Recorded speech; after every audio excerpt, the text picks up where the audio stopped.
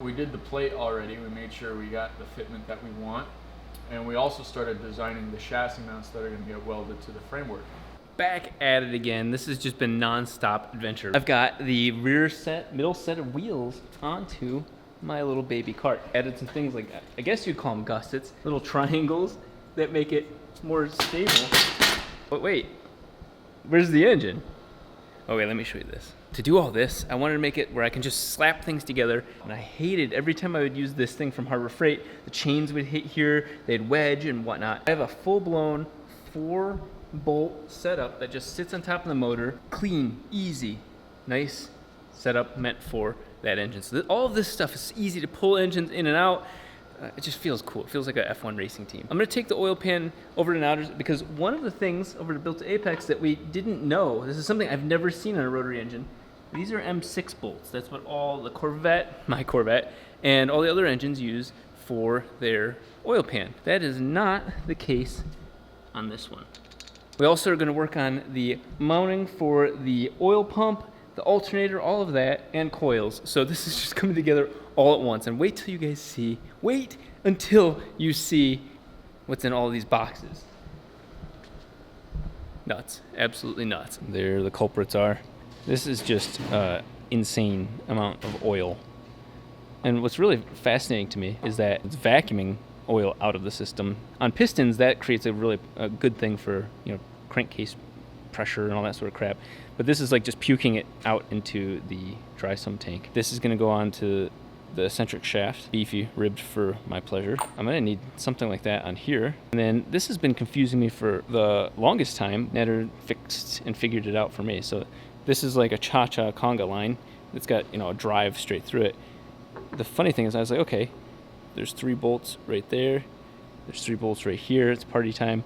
And that doesn't work. He's gonna engineer something to use the 2 holes and plus whatever and get just the right setup this way. There would have been a mechanical fuel pump back here, but you guys, oh, you'll see that. You'll see the correct solution for that. I ruined his table.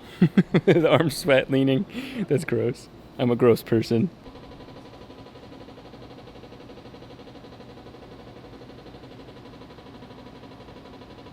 The colors look so wild on camera.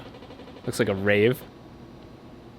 Yep. Yeah, it's got to go back on. Right back on. Okay, what I was hoping is definitely that's just part of the case. That's the whole thing. Yeah. Where's the pump? The pump's in there?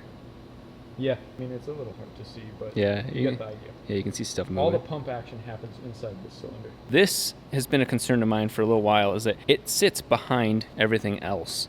And we do have the option of going from mechanical power steering pump to electric.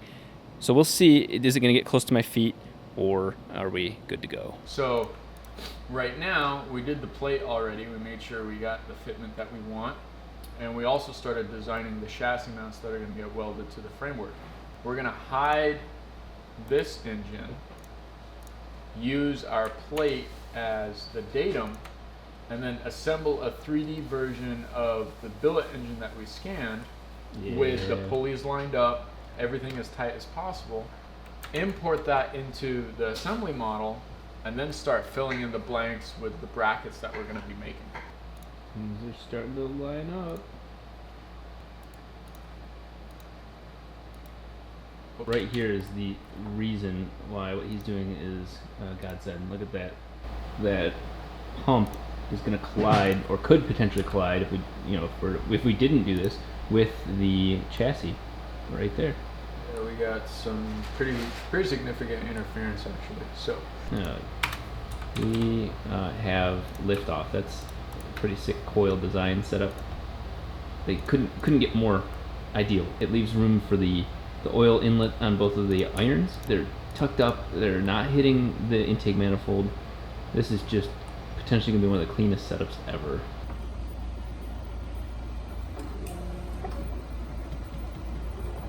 Just like Han Solo trapped in carbonite, there are my pieces trapped in carbonite or aluminum, either one. I'm sure they're basically the same metals. There is the coil bracket, and there is a sickle for all the V8 lives that I'm about to take. That's the alternator bracket, but it's going to be a fixed bracket, which is kind of sick because normally the alternator is what tensions the belt. It's going to be an electric water pump in 2 hours for me. For you, 5 seconds.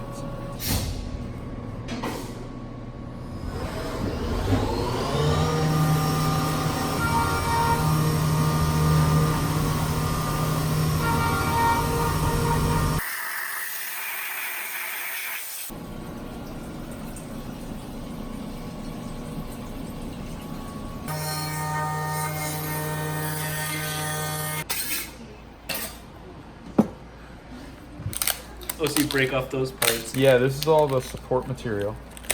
And I like it because it's not too difficult to pull apart. Because this one's threaded. Oh. For the fitting already. For the rod end, I should say. Oh, yeah. The support for the steering. That's so satisfying. I should try making horsepower with it. Watch the thing implode.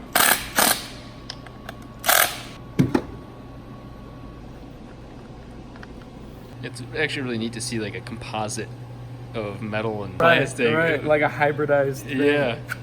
If you thought this was cool, I think this is some next level stuff right here. This composite piece that we've been working on. We've got the perfect piece to prototype and test with, fitting alternator, the oil system, steering, the timing, all of that all into one piece.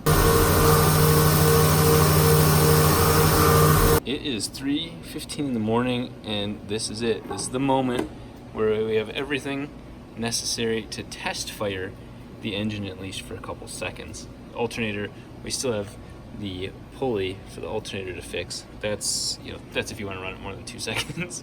It's an exciting day. We've got even more stuff. This is just becoming Christmas every day, and I'm gonna have some sort of soul-crushing reality that all of this doesn't help me get the car done quicker. Actually it does. Last night I was up till 5 in the morning with Built to Apex. Nader did an amazing job getting all the rest of the parts done for this phase of the car. Look at all this. What is it? It's metal. You know what type of metal it is? It's a tube bender. You might say, well, what's a tube bender? What's the difference between tube and pipe? Well, tube is what we're gonna be doing the whole front of the 4-rotor with. Pipe is what I give to your mom. We're right back at it. I know. I can't get rid of him. He can't get rid of me. Well, what about my hair and makeup? You look beautiful. You look beautiful. There's the oil pan set up. I went and got gasket maker. And then what we're also going to test this as a steering component. Well, at least to brace the steering. What size is this? 3/4 on both sides. Yeah, 3/4 16. This is it. Yeah.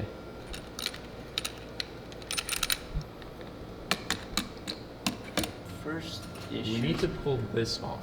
Yeah. So, are we able to do that? Yeah. There's a.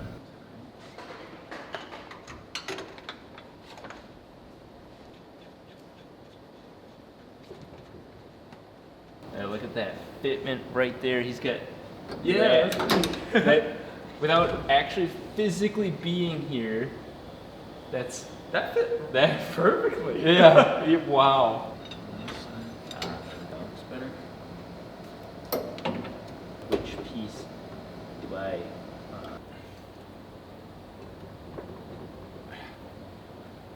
You can actually turn the wheel and tell me how it feels. Let's try it.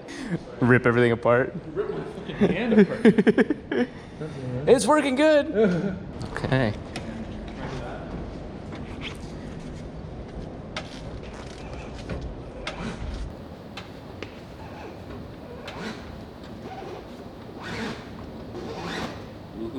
Does it feel notchy? A little bit. Yeah. Let me see.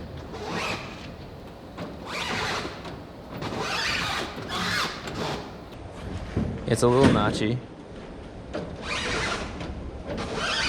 It's way too heavy of an angle, which means this has to move out, which is, I mean, fine. That's why we prototype. What we'll do is instead is we'll make an angled face out of this and get this to line up with what we have. But I am concerned with this contacting the alternator. Great, me too. Yeah, I get this as close to the alternator as possible. Well, let's pop the alternator in there and Yeah. see what we got. Do you have the main bolt? No. I have a bolt. The long one. Yeah, I'm sure one of these cards here has it. Okay. So the other option, just so you're aware, I still have it, is this. What's that? The pillow bolt? yeah, just you know Where for do we mount it? I still have it. I haven't returned it yet. Right. I have some slop in the bolt pattern to help with any micro adjustments we want for the rod end, and I have plenty of clearance away from the chassis. So the alternator can sit where it's supposed to, right here, and then I can pull the rod end over a 1/2 inch for sure. I'm gonna try and get 3/4 so that we can put the steering rack back where it was, and we don't have that those intense angles in the U-joints. Yeah. And then that solves the steering issue. We won't even need another prototype for that. I can just go straight to the billet bracket now. The sensor looks like it's in the location it needs to be in, but even if that does need to change, that's a separate bracket. Nice. Okay, so we can change that later. All we need to do is just a quick check on the dry sump pump, make sure we don't have any clearance issues anywhere. Yeah, and looking good. yeah, we're actually good to go. I just want to check the bolt pattern. Yeah. So that's gonna be good once it gets bolted on. Let it go. That was probably the coolest, easiest piece right there.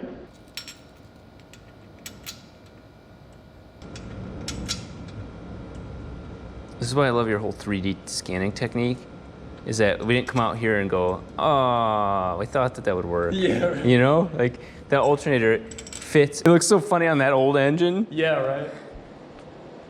Sweet.